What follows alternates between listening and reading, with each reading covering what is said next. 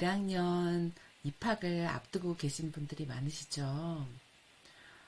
처음이라는 단어를 떠오르면 어떤 생각이 드세요? 새로움도 있고, 기대감, 또 약간의 불안감, 그리고 긴장감, 이렇게 느끼게 되는 것 같아요.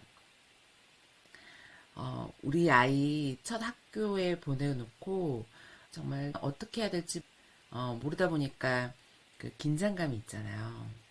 근데 초등학교 입학은 우리 아이들이 부모로부터 독립해서 홀로서기를 처음 시작하는 첫 발자국을 떼는 것이다 보니까 걱정이 되는 것 같아요. 아이들은 학교에서 처음으로 누군가 관계를 맺어가고 어떤 상황에서 결정을 내리고 그리고 결정에 책임을 지는 그 과정을 배우게 되죠.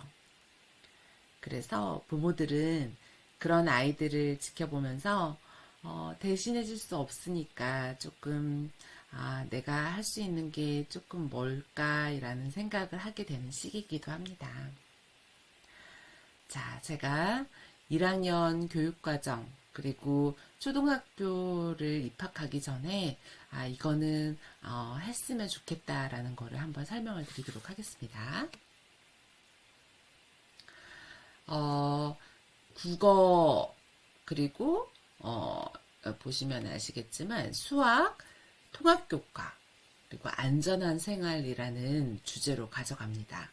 예전에 슬기로운 생활 뭐 이런 것들 좀 많았었잖아요. 이게 다 이제 통합교과로 바꿔진 거고 이제 안전한 생활 이렇게 되어지는 겁니다. 자, 교과서는 국어랑 보조교과서가 있는데 저희 학교는 혁신학교다 보니까 이거는 교과서 자체를 보조교과서처럼 활용을 하시고 아예 교과서를 새롭게 만드셨어요. 그래서 학교마다 다르기는 할 것 같아요. 보통은 한글 교육 강화이기도 하고, 그리고 독서 쪽을 조금은 더 신경을 많이 쓰시는 것 같아요. 그리고 1학기 1-1 가다. 그리고 2학기는 1-2 가나. 이렇게 되어 있어요. 그래서 보통 학교에 가면 책을 가져다 두는데, 이 책을 가 끝나면 이제 나 이렇게 되어 있어요. 그래서 보통은 선생님이 준비가 필요할 때는 그때그때마다 알림장에다가 써주시는 것 같아요. 그리고 수학은 1-1, 1-2에서 수학 익힘책이랑 같이 있어요. 그래서 수학 익힘책은 숙제를 풀어오라는 게 조금 작기는 한데 이거를 그때도 알림장이나 이렇게 해주시니까 그때 매일매일 확인을 하시면서 당일에 그 숙제 같은 거를 제대로 할 수 있게끔 어머니께서 봐주시면 좋을 것 같습니다. 그리고 통합교과는 아까 말씀드렸듯이 바른 생활, 슬기로운 생활, 즐거운 생활 이렇게 있잖아요. 이게 하나의 주제로 통합이 되어서 봄, 여름, 가을, 겨울 이렇게 되어 있습니다.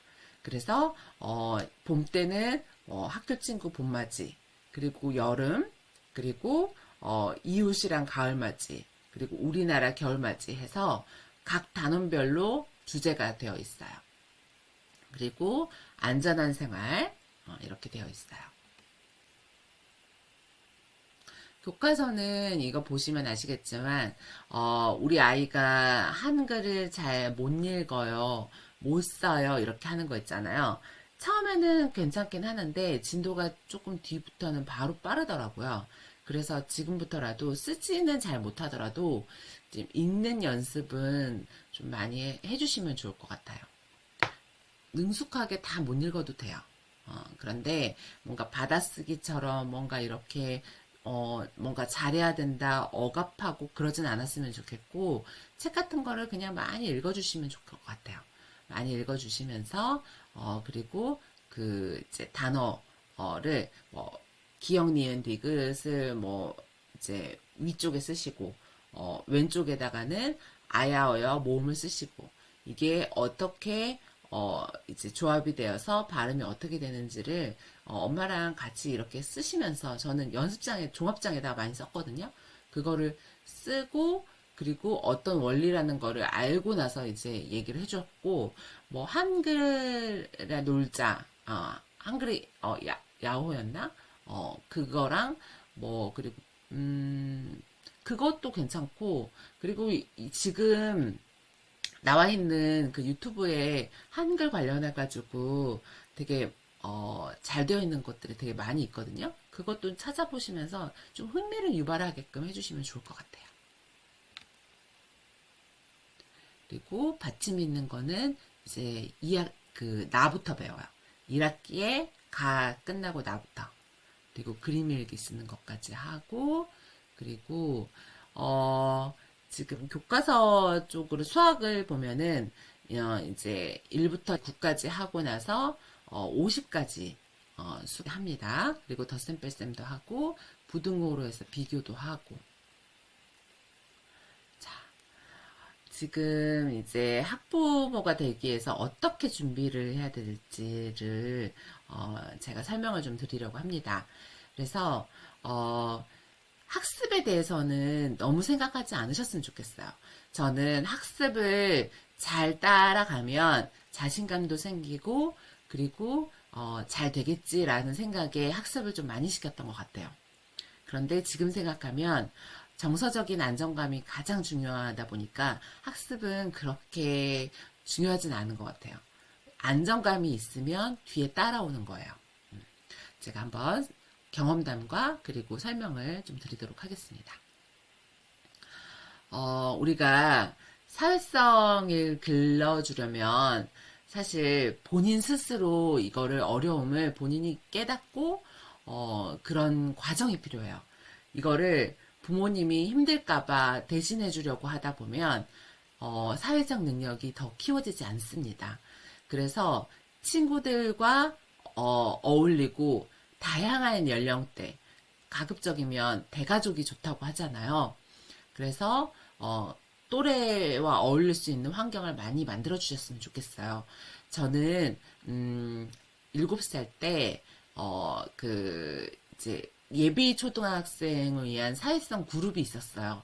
그래서 7명 정도 됐었는데 그 분들이랑 친해지기 위해서 처음에는 이제 저희 집에 초대를 해서 조금 서먹서먹하지만 대면대면하지만 부모님을 초대해서 뭔가 이렇게 만남을 가졌어요.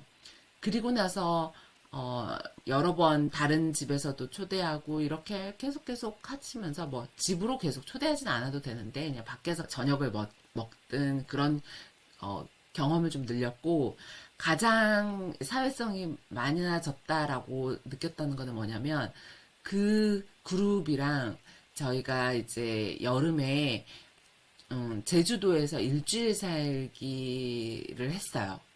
그때 정말 친해지기도 했고 그때 우리 아이가 사회성이 확 폭발적으로 늘었어요. 그러니까 관심이 많이 생겼어요. 그래서 언어 치료하는 선생님이 무슨 일이 있었냐고 물어보시더라고요. 그래서 그때 확 늘었어요. 그래서 그런 경험이랑 이제 다른 아이들이 하는 거를 보고 모고빵 하는 게 되게 크거든요. 그렇게 해주시면 좋을 것 같아요.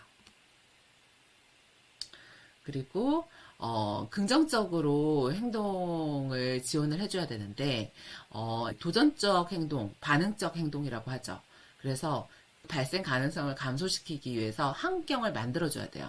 환경이 아이가 너무 자극적이고 뭔가 민감하고 뭔가 힘들어하는 그런 환경에서는 그런 반응적 행동이나 도전적 행동이 나올 수밖에 없어요. 그래서 그게 뭔지를 잘 관찰하고 그 긍정적인 행동을 하기 위해서 대체할 기술을 계속 지도해주면서 강화를 하게끔 해주면 좋을 것 같습니다. 그래서 예를 들어서 보통 ABC를 활용하면 좋기는 한데 만약에 도전적 행동이 그 책을 읽으라고 했을 때 책을 찍거나 아니면 자리를 떠나거나 이럴 때에는 아이가 그냥 회피하는 거거든요. 그때는 도와주세요. 뭔가 함께 해요. 이거 말을 못 하시는 분들, 못하는 아이들은 그런 그림 카드를 주면서 아이가 표현할 수 있게끔. 그렇게 해주면 좋을 것 같습니다. 그리고 소리가 힘들어서 소리를 지르는 경우 있거든요. 그래서 어떨 때 그러는지도 파악하시고 환경을 조성을 해주시면 좋을 것 같습니다. 그리고 규칙을 지켜야 되는 것을 우리 아이들이 처음 경험을 하게 되죠. 그러니까 어린이집에서나 아니면 유치원에서는 그게 가능했었는데 선생님들이 다 도와주셨잖아요. 그런데 정말 느끼실 텐데 어린이집처럼 그렇게 해주시는 선생님들은 없으세요. 우리 아이들이 해야 되거든요. 그래서 특히 신변 처리를 본인이 이제 제대로 해야 된다는 거예요. 그래서 이제 등교 시간에 아이들한테 인사하는 거, 그리고 친구들 이름 같은 거를 이렇게 같이 말할 수 있어야 돼요. 그리고 착석을 해야 되거든요. 착석을 할 때 몇 분 정도 하는지를 보시고 10분에서 뭐 5분씩 계속 늘려가시면서 항상 이제 20분이 기본이기는 한데 40분까지는 늘릴 수 있도록 노력하셔야 돼요. 만약에 안 된다고 하면 주의 환기를 어떻게 시켜야 되는지도 한번 봐주시면 좋을 것 같고요. 그리고 쉬는 시간 때는 학교 이제 화장실 다녀오고, 그리고 다음 수업 시간 준비하고, 그리고 종이 울리면 앉고 이런 연습을 해보시면 좋을 것 같아요. 제가 그때 말씀드렸는데 EBS에 두근두근 학교에 가면이라는 EBS 방송이 있었어요. 그게 유튜브에 보면 두근두근 학교에 가면 치면은 그 영상이 다 나오더라고요.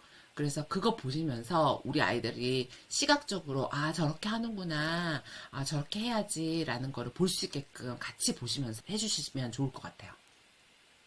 그리고 점심시간에는 식판을 본인이 스스로 들어야 되는데 그거를 연습을 하셨으면 좋겠어요. 그래서 식판으로 집에서 먹는 연습을 한다거나, 그래서 이거를 흘리지 않고 식판을 나르는 연습도 해보셨으면 좋겠어요. 그리고 교실에서 친구들, 예전에는 짝꿍이랑 이런 게 있었는데 지금은 코로나가 끝나기는 했어도 짝꿍이 있는 거는 드문 것 같아요. 그냥 거의 이제 한 줄로 이렇게 되어 있기는 한데 혹시 또 모르니까 이제 그런 개념에 대해서 말씀을 해주면 좋을 것 같고, 그리고 복도에서 뛰지 않고 우측 보행하고 운동장 실제로 한번 가보셨으면 좋겠어요. 오후에는 학교에 개방을 하거든요. 그래서 아이들이랑 친숙할 수 있게끔 학교는 너무 좋은 곳이야 라는 곳을 말씀해 주셨으면 좋겠어요. 어떤 분들은 이러면 선생님한테 혼나? 아니면 이렇게 부정적인 얘기를 해버리면 이제 경험하기도 전에 싫어하는 게 생기잖아요. 절대 그런 거는 해주시면 안 됩니다. 그리고 이제 젓가락질을 하는데 그 연습도 한번 해주셨으면 좋겠어요. 처음에는 잘 안 되시면 에디슨 젓가락 같은 거를 보내드려서 도움을 주실 수 있게끔 해주시면 좋을 것 같습니다. 그리고 이 20가지는 이거를 캡처하시거나 아니면 이거를 이제 프린트를 해 놓으시고 꼭 하셨으면 좋겠어요. 그러니까 스스로 이거를 아이가 어떻게 얼마나 하는지를 한번 판단을 해보시고 이거를 이제 스스로 할 수 있게끔 뭔가 내가 도와준다라고 하시면서 한번 해보시면 좋을 것 같아요. 25가지. 그래서 대부분 세수, 그리고 스스로 옷 입고 벗고 이렇게 하는 거, 그리고 화장실, 혼자서 화장실 가는 게 제일 중요해요. 그래서 그런 것도 좀 하시면 좋을 것 같고, 이제 줄넘기도 하거든요. 그래서 줄넘기도 같이 하고, 그리고 힘든 일이 있을 때 어떻게 말을 긍정적으로 하는지 연습을 해주시면 좋을 것 같습니다. 그리고 부모로서 기대 수준을 너무 높이지 않으셨으면 좋겠어요. 그리고 아이에 대해서 가급적이면 많이 써주세요. 많이 써서 이럴 때 하는 거는 어떤 그 마음으로 하는 거예요. 그러면 이렇게 대체 행동을 해주면 돼요. 이런 거를 정말 저는 되게 많이 썼었어요.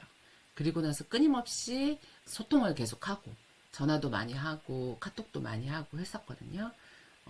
그렇게 제가 정보를 많이 주는 만큼 선생님도 수월해요. 그래서 좀 해주셨으면 좋겠습니다. 학용품은 예쁜 것보다는 실용적인 게 중요하고, 그리고 방수제제, 그리고 어두웠으면 좋겠어요.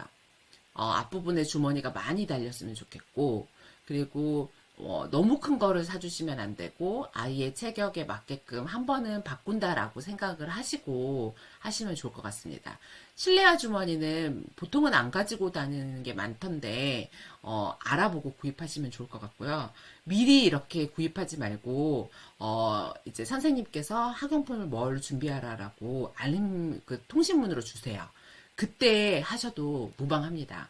그리고 육각형 조금 무른 걸로 1학년 때는 저희는 스테들러 색연필로 했었거든요. 그래서 2학기 때부터 연필을 했어요. 그리고 가급적이면 B도 좋지만 2B 연필이 가장 좋은 것 같아요. 그러니까 힘을 적게 들어도 잘 선명하게 써줄 수 있으니까. 그리고 지우개, 그리고 필통은 꼭 천으로 된 필통을 구입하셔야 돼요. 왜냐하면 떨어지면 소리가 나니까 방해가 될 수 있거든요. 그리고 다른 사람의 시선을 느껴졌을 때 갑자기 반응적 행동을 할 수가 있어요. 그래서 그런 거는 안 하셨으면 좋겠고, 입학 후에 선생님의 안내에 따라서 준비물을 구입하는 거를 하면 좋을 것 같습니다. 제가 우선은 사회성 관련해가지고 하는 거는 제가 또 다른 컨텐츠로 준비를 해볼게요. 사실 우리 아이들이 잘할 수 있을까라는 생각으로 고민을 하시잖아요. 하지만 생각보다 잘합니다. 네, 생각보다 잘하고 우리 아이들을 믿고 잘하고 있다라는 거를 지지해주고 뭔가 아이들을 스킨십을 해주는 만큼 우리 아이들은 안정감이 있을 때 더욱 적응을 잘 하고 있는 것 같습니다. 그래서 우리 아이들이 긍정적으로 뭔가 학교에 대해서 준비를 할 수 있게끔 우리 부모님도 너무 긴장하지 마시고 잘 하실 거라고 생각하고 많이 응원 드릴게요. 감사합니다.